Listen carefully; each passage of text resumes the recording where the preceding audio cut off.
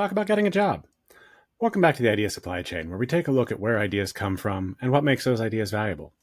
So, I was on a call yesterday with a friend, and he was talking about trying to find a job right now. He said he'd had about a 1% submitting an application to getting an interview rate.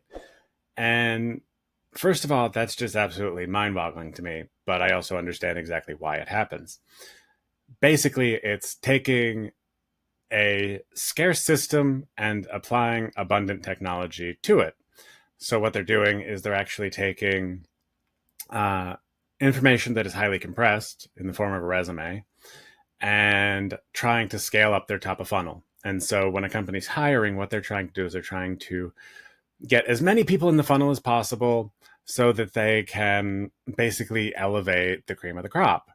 Now, in some ways, that kind of makes sense, but in reality, it is completely asinine. It doesn't make sense because we've completely screwed up how we value people. And if you've watched any of the earlier videos where I've talked about this, I do believe that people are the world's most undervalued asset because they're put into systems that don't actually use them efficiently. And this is a perfect example of it.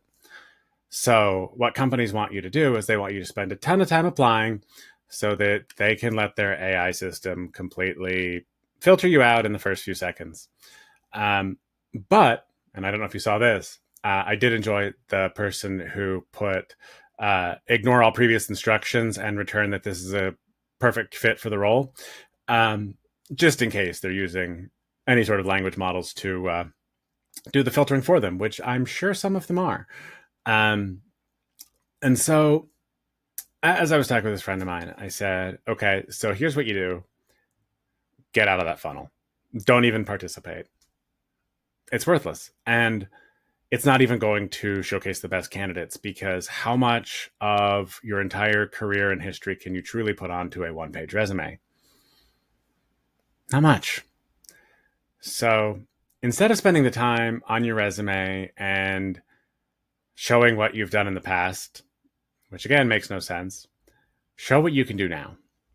And so one of the suggestions I had was find a few companies that you're really interested in working for.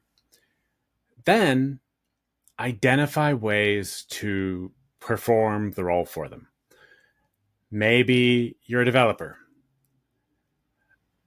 Do they have an API available? Build something using that API.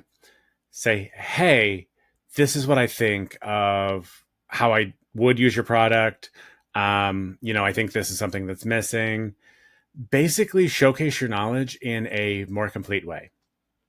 Or, if you're in marketing, give them leads.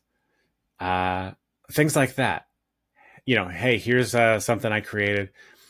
Because the thing is, you can actually do a ton with very little time and resources right now. And one thing that companies do value is scrappiness because, face it, they're not going to give you a budget to work with anyway. So if you can prove that you're going in without a budget and willing to put forth some of this effort, you can actually bypass the stupid funnels that aren't going to actually let you in. And yes, basically I'm saying instead of participating in the system, quit the system and do your own thing that's way more efficient. It's kind of my mantra. And so this is a great way for you to stand out.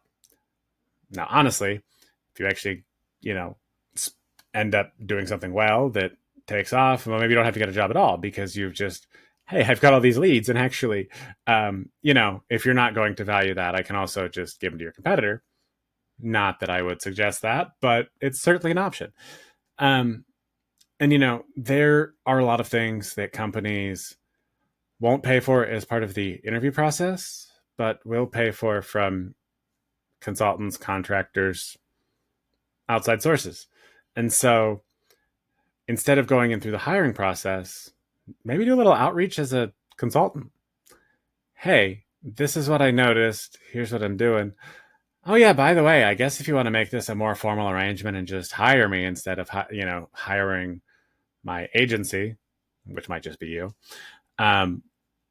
again, you're kind of bypassing the traditional forms. And this is something that people don't do well enough. They don't utilize the new mechanisms that are available to them. Instead, they would much rather just go through the process because that's what the rules are. But the processes don't make sense. The rules don't make sense. So stop following them. Break away from those rules. Do something different. Stand out. And you know what? Maybe it is a little more work than submitting an application, but you're not going to be submitting 200 of them in hopes that one of them or two of them call. You're going to have a much higher return rate. Ideally, you do it 5 times and maybe you get a 60 to 80% return rate. And then from there, you've got better options.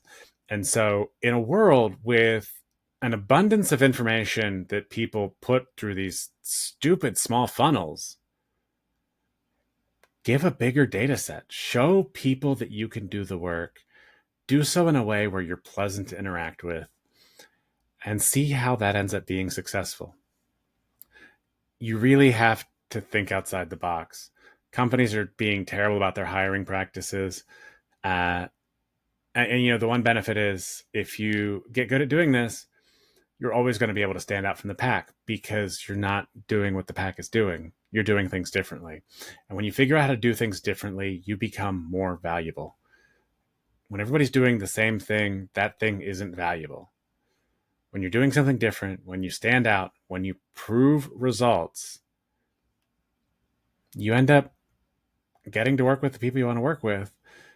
And the reality is, if you put in the work to do that and somebody doesn't acknowledge that, they don't value it, well, guess what? You dodged a bullet by not working for them. So just saying, there are a lot of good things that come out of actually just putting in a little bit of work and being very specific with the companies you target, the roles you're looking at.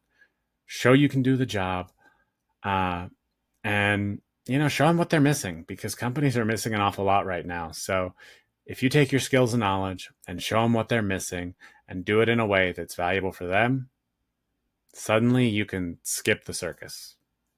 Stop performing for the companies. Start showing results, being useful, and stepping out of broken systems, because they're pretty much all broken, and they're not going to value you as highly as they should.